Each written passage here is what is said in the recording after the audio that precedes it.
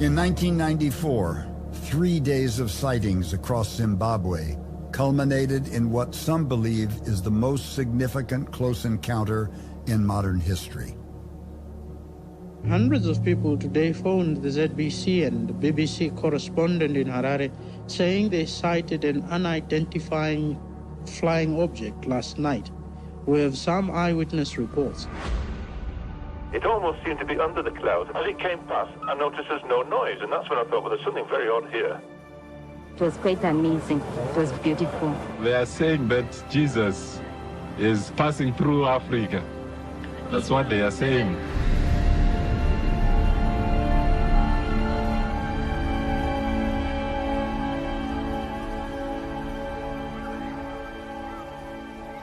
We interviewed about 64 children in front of the camera. The UFO story that happened. Just say exactly what you want to say, okay? Well, I was running and playing, and then I saw this maroon color in the sky. Why don't we follow it? We saw this, like, a silver thing down there.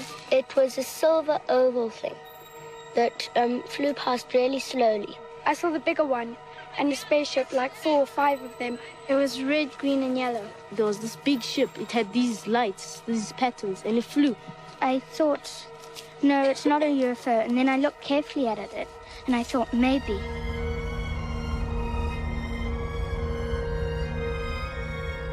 Dozens of children said that one or more of the disc-shaped objects landed just beyond the far edge of their playground.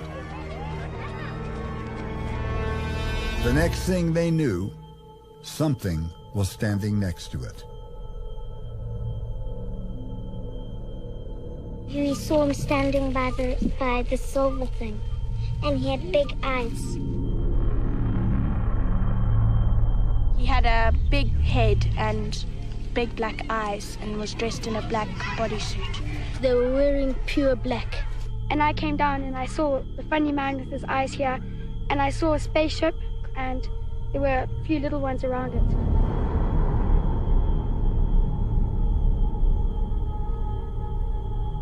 How far away were you when you saw him?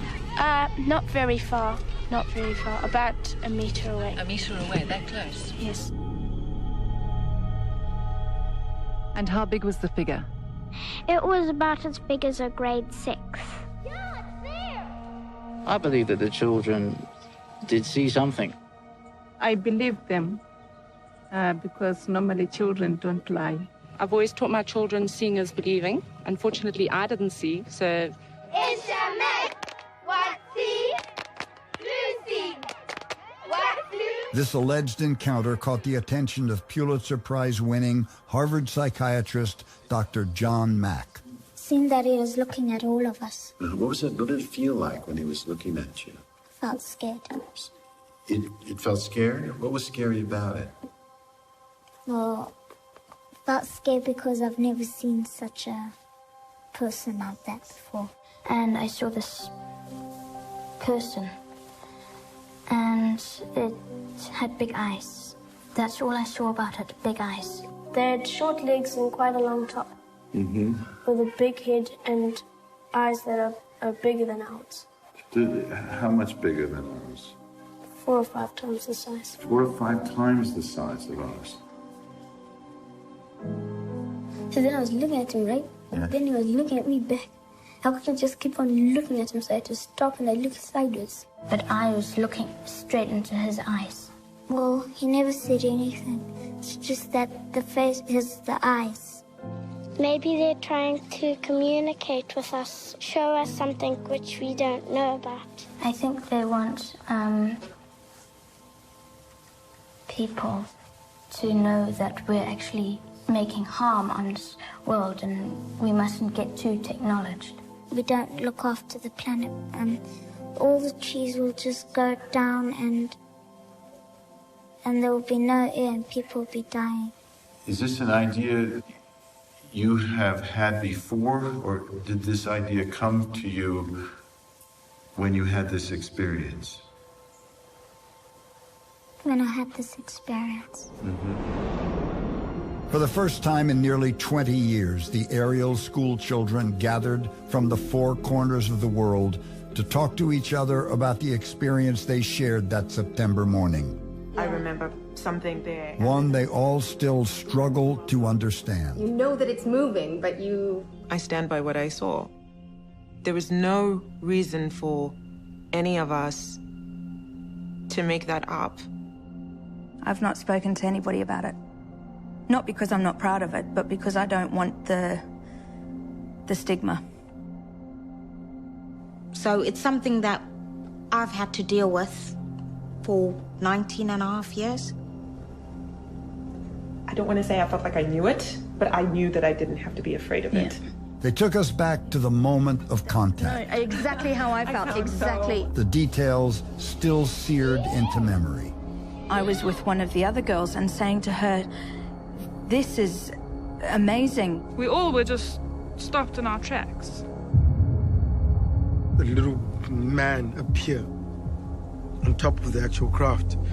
And that moment for me was very distinct because I was like, that's not human. Well, I was just completely engulfed in these eyes. The eyes, and in that moment, however long it was, because I have no idea of the time frame, it was mesmerizing. There was no talking.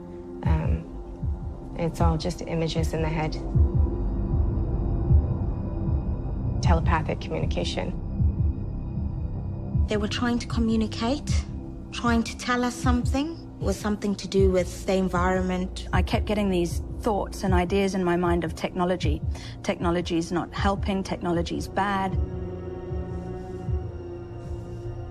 And we're going down a wrong path, and we have to start recognizing that what we're doing is detrimental, and we need to make changes. And I don't know what to do with that, or... They were reaching out to us. It was as if they wanted us to go with them. At that moment, that was kind of when I snapped right out of the trance. As soon as I broke contact, all of those feelings, technology, the bad, the horribleness that was happening and going around my body at the time went. It's making me a bit anxious being back here. I can feel it right now. I was scared.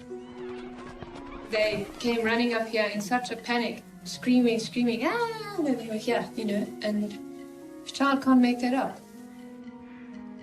So I was there when they were interviewing them and saw the way they were. It was just a huge big mess and muddle up and just people everywhere.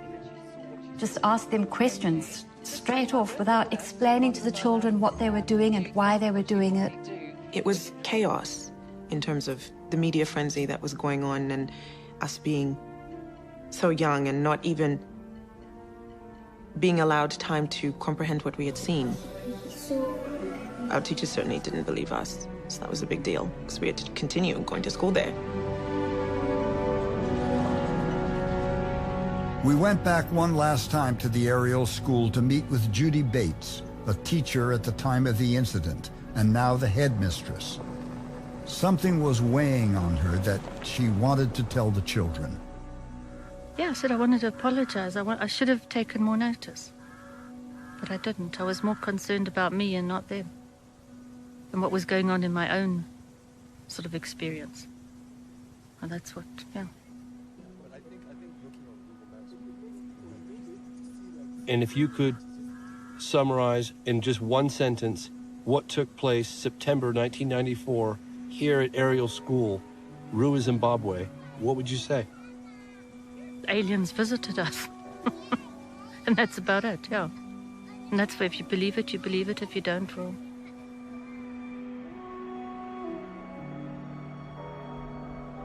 We find ourselves confronted with something that challenges our very understanding of reality. We may be sharing this fragile blue-green oasis with an unknown other. One with a mysterious relationship to humanity and its own interest in our world. And if you saw him again, what would you do? I'll ask him what is he doing on Earth and what does he want with us.